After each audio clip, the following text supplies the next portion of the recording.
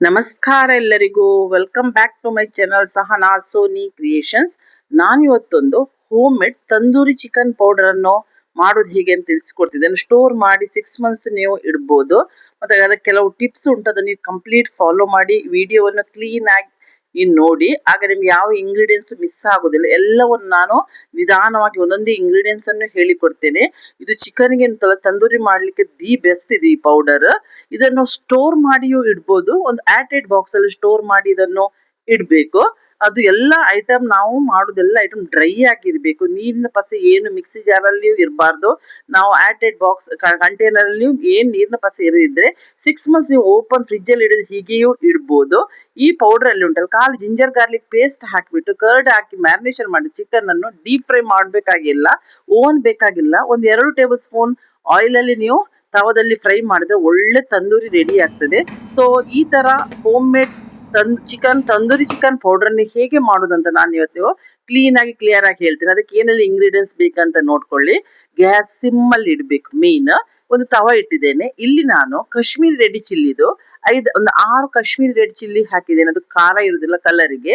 ಒಂದು 10 ನಾನಿಲ್ಲಿ ಬ್ಯಾಡಿಗೆ ಎಲ್ಲ ಇದು ಗುಂಟೂರು, ಇದು ಖಾರ ಉಂಟು, ಚಿಲ್ಲಿ ಹಾಕಿದ್ದೇನೆ. ಇದನ್ನು ಲೋ ಫ್ಲೇಮ್ ಅಲ್ಲಿ 2 ನಿಮಿಷ ಡ್ರೈ ರೋಸ್ಟ್ ಮಾಡ್ಬೇಕು ನಾವು. ಅದ್ರದೆಲ್ಲ ಅಂದ್ರೆ ಕಲರ್ ಸ್ವಲ್ಪ ಚೇಂಜ್ ಆಗ್ಬೇಕು, ತುಂಬಾ ಬ್ಲ್ಯಾಕ್ ಆಗ್ಬಾರ್ದು. ಸ್ವಲ್ಪ ಎಲ್ಲ ಪಸೆ ಎಲ್ಲ ಇದ್ರೆ ನೀರಿನ ಅಂಶ ಇದ್ರದ್ದು ಹೋಗಿರ್ಬೇಕು. ಇದನ್ನು ಡ್ರೈ ರೋಸ್ಟ್ ಮಾಡಿ ನಾನೀಗ ಒಂದು ಪ್ಲೇಟಿಗೆ ಶಿಫ್ಟ್ ಮಾಡ್ತೇನೆ. ಈಗ ನಾನು ಕೆಲವು ಇಂಗ್ರೀಡಿಯೆಂಟ್ಸ್ ತೋರಿಸ್ತೇನೆ, ಅದನ್ನು ನೀವು ಕ್ಲೀನ್ ಆಗಿ ನೋಡಿ ಮತ್ತೆ ನೀವು ಮಾಡಿ ಹೇಗೆ ಬಂದಂತ ಕಮೆಂಟ್ಸ್ ಅಲ್ಲಿ ತಿಳಿಸಿ. ನಾನು ಇಲ್ಲಿ ನೋಡಿ ಸಾಮಾನು ತೋರಿಸ್ತಾ ಹೋಗ್ತೇನೆ. ಇಲ್ಲಿ ನಾನು ಕೊರಿಯಂಡರ್ 2 ಟೇಬಲ್ ಸ್ಪೂನ್ ತಗೊಂಡಿದ್ದೇನೆ. ಇಷ್ಟು ಚಿಲ್ಲಿಗೆ ನೀವು ಎಷ್ಟು ಚಿಲ್ಲಿ ಜಾಸ್ತಿ ಮಾಡಿದಷ್ಟು ಸಾಮಾನು ಜಾಸ್ತಿ ಆಗ್ತಾ ಹೋಗಿ. ಜೀರಾ 2 ಟೇಬಲ್ ಸ್ಪೂನ್ ಕ್ಲೀನ್ ಆಗಿ ನೋಟ್ ಮಾಡ್ಕೊಳ್ಳಿ ನೀವು ಮಾಡೋದಂತೆ ಇದ್ರೆ. ಇಲ್ಲಿ ನಾನು ಪೆಪ್ಪರ್ 1 ಟೇಬಲ್ ಸ್ಪೂನ್ ಹಾಕಿದ್ದೇನೆ. ಮತ್ತೆ ಕಾರ್ಡಮಮ್ 11 ಹಾಕಿದ್ದೇನೆ. ಗ್ರೀನ್ ಕಾರ್ಡಮಮ್ 11 ಹಾಕಿದೆ. ಇಲ್ಲಿ ನೋಡಿ ಕಲೋಂಜಿ ಸೀಡ್, ಇದು ಆನಿಯನ್ ಸೀಡ್, ಅದು ಹಾಕ್ತೇನೆ. ಒಂದು ಜಾವಿತ್ರಿ ಹಾಕಿದ್ದೇನೆ ನಾನು. ಒಂದು ಚಕ್ರಫಲ್ ಹಾಕಿದ್ದೇನೆ ನಾನು. ಮತ್ತೆ 2 ಬ್ಲ್ಯಾಕ್ ಕಾರ್ಡಮಮ್ ಹಾಕಿದ್ದೇನೆ. 1.5 ಟೇಬಲ್ ಸ್ಪೂನ್ ಅಷ್ಟು ಬಡಿಸೊಪ್ಪು ಹಾಕಿದ್ದೇನೆ. ಇಲ್ಲಿ 4 ಇಂಚಿನಷ್ಟು ಚಕ್ಕೆ ಹಾಕಿದ್ದೇನೆ. ಇದನ್ನು ನಾನು ಡ್ರೈ ರೋಸ್ಟ್ ಮಾಡ್ತೇನೆ. ಇದೆಲ್ಲ ಇಂಗ್ರೀಡಿಯೆಂಟ್ಸ್. ಇಲ್ಲಿ ಆನಿಯನ್ ಸೀಡ್ ಅಂತ ಉಂಟಲ್ಲ, ಕಲೋಂಜಿ, ಇದು ಈ ಮಸಾಲಕ್ಕೆ ಒಳ್ಳೆ ಟೇಸ್ಟ್ ಕೊಡ್ತದೆ. ಎಲ್ಲ ಗ್ರೋಸರಿ ಶಾಪ್ ಅಲ್ಲಿ ನಿಮ್ಗೆ ಆನಿಯನ್ ಸೀಡ್ ಸಿಗ್ತದೆ ನೋಡಿ. ಗ್ಯಾಸ್ ಆದಷ್ಟು ತೋರಿಸ್ತಾ ಇರ್ತೇನೆ ನಾನು. ಸಿಮ್ ಅಲ್ಲಿ ಅಷ್ಟು ಪೇಷನ್ಸ್ ಯೂಸ್ ಮಾಡಿ 2 ನಿಮಿಷದಲ್ಲಿ ಇದು ಬಿಸಿ ಆಗ್ತದೆ. ಇದೇ ಮೆಣಸಿನ ಪ್ಲೇಟಿಗೆ ನಾನು ಇದು ಡ್ರೈ ರೋಸ್ಟ್ ಆದ ಕೂಡಲೇ ಎಲ್ಲ ಇಂಗ್ರೀಡಿಯೆಂಟ್ಸ್ ಇನ್ನೂ ಹಾಕ್ಲಿಕ್ಕೆ ಉಂಟು. ನೋಡಿದ್ರೆ ನಿಮ್ಮ ಹತ್ರ ಡ್ರೈ ಜಿಂಜರ್ ಇದ್ರೆ ಇಷ್ಟೊತ್ತಿಗೆ ನೀವು ಇದಕ್ಕೆ ಮಸಾಲಕ್ಕೆ ಹಾಕಿ ಅದನ್ನು ಹುರಿಬಹುದು. ನನ್ನ ಹತ್ರ ಡ್ರೈ ಜಿಂಜರ್ ಇರ್ಲಿಲ್ಲ, ನಾನು ಜಿಂಜರ್ ಪೌಡರ್ ಹಾಕ್ತೇನೆ. ನೋಡಿ ಇಷ್ಟು ಕಲರ್ ಬಂತು ನೋಡಿ. ಈಗ ಇದನ್ನು ಪ್ಲೇಟಿಗೆ ಶಿಫ್ಟ್ ಮಾಡ್ತೇನೆ. ಇದನ್ನ ಈಗಲೇ ಮಿಕ್ಸಿ ಜಾರಿಗೆ ಬಿಸಿ ಬಿಸಿ ಇರುವಾಗಲೇ ಹಾಕಬೇಡಿ, ಮಿಕ್ಸಿ ಜಾರು ಡ್ರೈ ಇರ್ಬೇಕು ಹೇಳ್ತಾ ಇದ್ದೇನೆ. ಈಗ ಇದನ್ನ ಮಸಾಲೆ ಸ್ವಲ್ಪ ತಣಿಲಿ. ಕೆಲವೆಲ್ಲ ನಾನು ಇದಕ್ಕೆ ಈಗ ನೋಡಿ ಮಿಕ್ಸಿ ಜಾರ್ ನಂದು ಡ್ರೈ ಉಂಟು. ನೋಡಿ ಇದಕ್ಕೆ ಇನ್ನು 2 ಟೇಬಲ್ ನಾನು 1 ಟೇಬಲ್ ಸ್ಪೂನ್ ಹಾಕಿದೆ ಕಸೂರಿ ಮೇಥಿ. ಸ್ವಲ್ಪ ನನಗೆ ಕಡಿಮೆ ಅಂತ ತೋರ್ತಾ ಉಂಟು. ಸ್ವಲ್ಪ ಬಿಸಿ ಕೈಯಲ್ಲಿ ಮುಟ್ಟುವಾಗ ಬಿಸಿ ಎಷ್ಟು ಆಗ್ತದೆ ಅಷ್ಟು ಕಸೂರಿ ಮೇಥಿ ಬಿಸಿ ಆದ್ರೆ ಸಾಕು. ಆ ಕೈಯಲ್ಲಿ ಅದು ಪೌಡರ್ ಆಗ್ತದೆ.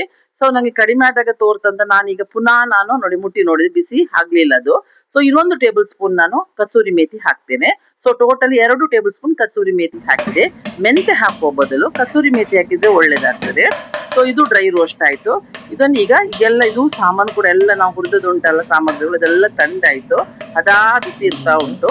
ಈಗ ನಾನು ಮಿಕ್ಸಿ ಜಾರಿಗೆ ಹಾಕ್ತೇನೆ. ಆಗ ನೋಡಿ ಈಗ ಜಿಂಜರ್ ಪೌಡರ್ ನಾನು ಇಲ್ಲಿ ತೋರಿಸ್ತಾ ಇದ್ದೇನೆ ನಿಮ್ಗೆ. ಇದು 1 ಟೇಬಲ್ ಸ್ಪೂನ್ ಆಗುದು. ತೆಗ್ದದ್ದು ನಾನು 1 ಟೇಬಲ್ ಸ್ಪೂನ್ ಮತ್ತೆ 3/4 ಟೇಬಲ್ ಸ್ಪೂನ್ ನಾನು ಜಿಂಜರ್ ಪೌಡರ್ ಹಾಕ್ತೇನೆ. ನೋಡಿ ನಾನು ಎಲ್ಲ ಇಂಗ್ರೀಡಿಯೆಂಟ್ಸ್ ನಿಮ್ಗೆ ಕ್ಲೀನ್ ಆಗಿ ಹೇಳ್ತಾ ಇದ್ದೇನೆ, ನಿಮ್ಗೆ ಕನ್ಫ್ಯೂಷನ್ ಬೇಡ ಅಂತ. ಈಗ ನೋಡಿ ನಾನು ಚಿಲ್ಲಿ ಎಲ್ಲ ಹಾಕಿ ಈ ಎಲ್ಲ ಉಳಿದ ಸಾಮಾನು ಉಂಟಲ್ಲ ಕೊತ್ತಂಬರಿ ಜೀರಾ ಎಲ್ಲ ಉಂಟಲ್ಲ ಅದನ್ನು ಇದಕ್ಕೆ ಸೇರಿಸಿ ಬಿಟ್ಟು ಈಗ ನುಣ್ಣಗೆ ಮಾತ್ರ ಪೌಡರ್ ಮಾಡಿ ತರ್ತೇನೆ. ಯಾಕಂದ್ರೆ ಇದು ಪೌಡರ್ ನುಣ್ಣಗಾದಷ್ಟು ನಮ್ಗೆ ತಂದೂರಿ ಪೌಡರ್ ಒಳ್ಳೇದಾಗ್ತದೆ. ಸೊ ಈಗ ಮಿಕ್ಸಿ ಜಾರಲ್ಲಿ ನಾನು ಚಂದ ಮಾಡಿ ಪೌಡರ್ ಮಾಡಿ ತರ್ತೇನೆ. ಈಗ ಎಂತ ಗೊತ್ತಿಲ್ಲ, ಈ ಪೌಡರ್ ನೀವು ಯಾವುದಕ್ಕೂ ಯೂಸ್ ಮಾಡ್ಬೋದು. ನೋಡಿ ಇದನ್ನ ಎಂತ ಮಾಡ್ತೇನೆ, ಸ್ವಲ್ಪ ತರಿ ಎಷ್ಟು ಮಿಕ್ಸಿ ಜಾರಲ್ಲಿ ಇದು ಮಾಡಿ ಸ್ವಲ್ಪ ತರಿ ಇರ್ತದೆ.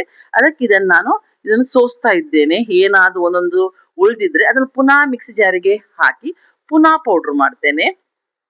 ಬಟ್ ಒಟ್ಟು ಕ್ಲೀನ್ ಆಗಿ ಪ್ರೋಸೆಸ್ ಇರ್ಲಿ ಅಂತ ನೋಡಿ ಈಗೆಲ್ಲ ಪುನೊಂದ್ಸಲ ಪೌಡರ್ ಮಾಡಿ ತಂದೆ. ಈಗ ಇದಕ್ಕೆ ಕೆಲವು ಇಂಗ್ರೀಡಿಯೆಂಟ್ಸ್ ಹಾಕ್ಬೇಕು. ಇಲ್ಲಿ ತಂದೂರಿ ಪೌಡರ್ ರೆಡಿ ಆಗಿಲ್ಲ, ಸೊ ಗಡಿಬಿಡಿ ಮಾಡ್ಕೊಳ್ಬೇಡಿ. ಈಗ ನಾನು ಇದಕ್ಕೆ ಕೆಲವು ಇಂಗ್ರೀಡಿಯೆಂಟ್ಸ್ ಹಾಕ್ತೇನೆ. ಮೊದಲಿಗೆ ನಾನೀಗ ಹಳದಿ ಹಾಕ್ತೇನೆ. ಇದಕ್ಕೆ ಹಾಕಿಬಿಟ್ರೆ ಪೌಡರ್ ಹಾಳಾಗೋದಕ್ಕೂ ಒಳ್ಳೇದಾಗ್ತದೆ. ಇದನ್ನು ನೀವು ಫ್ರಿಡ್ಜ್ ಅಲ್ಲಿ ಏನು ಸ್ಟೋರ್ ಮಾಡಬೇಕಾಗಿಲ್ಲ. ಹೊರಗೆ ತಣಿದ ನಂತರ ಒಳಗಡೆ ಒಂದು ಏರ್ಟೈಟ್ ಬಾಕ್ಸ್ ಅಲ್ಲಿ ಮಾಡಿ ಇಡಿ. 1 kg ಚಿಕನ್ಗೆ ಉಂಟಲ್ಲಿ ನೋಡಿ 2 ಸ್ಪೂನ್ 3 ಸ್ಪೂನ್ ಹಾಕಿದ್ರೆ ಕರೆಕ್ಟ್ ಆಗ್ತದೆ. ಜಿಂಜರ್ ಗಾರ್ಲಿಕ್ ಪೇಸ್ಟ್ ಮತ್ತೆ ಕರ್ಡ್ ಹಾಕಿ ಮ್ಯಾರಿನೇಷನ್ ಮಾಡೋದು, ಫ್ರೈ ಮಾಡೋದು, ಡೀಪ್ ಫ್ರೈ ಅಲ್ಲ. ನೋಡಿ ಈಗ ನಾನು ಚಾಟ್ ಮಸಾಲ 1 ಟೇಬಲ್ ಸ್ಪೂನ್ ಹಾಕಿದೆ, ಅದನ್ನು ನಾನು ತೋರಿಸ್ತಾ ಇರ್ತೇನೆ. ಇದು ನಾನು ಮಾರ್ಕೆಟ್ ಇಂದ ತಂದ ಚಾಟ್ ಮಸಾಲ. ಇದನ್ನು ಎಲ್ಲವನ್ನು ಮಿಕ್ಸ್ ಮಾಡಿ ಈಗ ಏರ್ಟೈಟ್ ಬಾಕ್ಸ್ ಹಾಕ್ತಾ ಇದ್ದೇನೆ. ಈ ರೆಸಿಪಿ ಇಷ್ಟ ಆದದಕ್ಕೊಂದು ಲೈಕ್ ಕೊಡಿ, ಸಬ್ಸ್ಕ್ರೈಬ್ ಆಗೋದು ಸಬ್ಸ್ಕ್ರೈಬ್ ಆಗಿ ನೋಡಿ, ನಂಗೆ ಸಪೋರ್ಟ್ ಮಾಡಿ. Thank you, bye.